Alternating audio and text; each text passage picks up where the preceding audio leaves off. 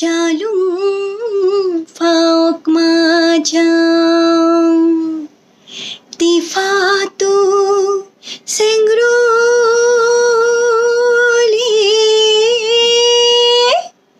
iuk majang siutang kan ba uk majang siutang kan ba Pikumai hidai sing lung kiu giang phai sang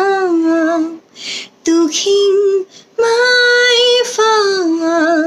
su gom se khôn lung khôn lao lúc lá lên đồn phản tai đau tăng lại bị cay bị rung khôn lung khôn lao lúc lá lên đồn phản tai đau tăng lại bị cay bị nôn ba tư cao đuôi con rong pu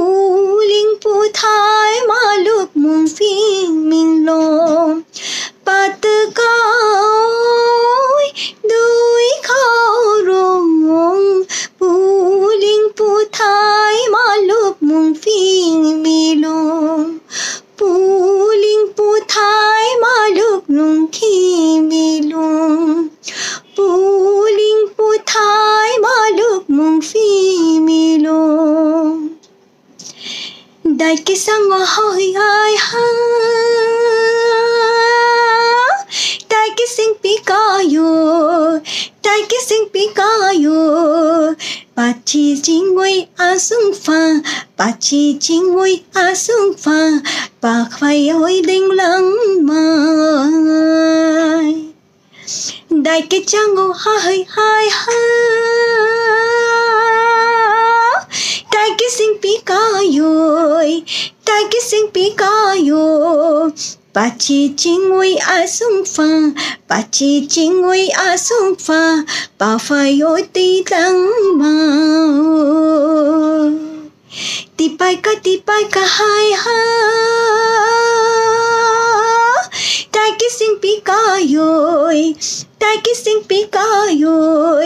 đi khơi đuôi ôi na kali đi khơi đuôi ôi na kali đi bài hít hai na cô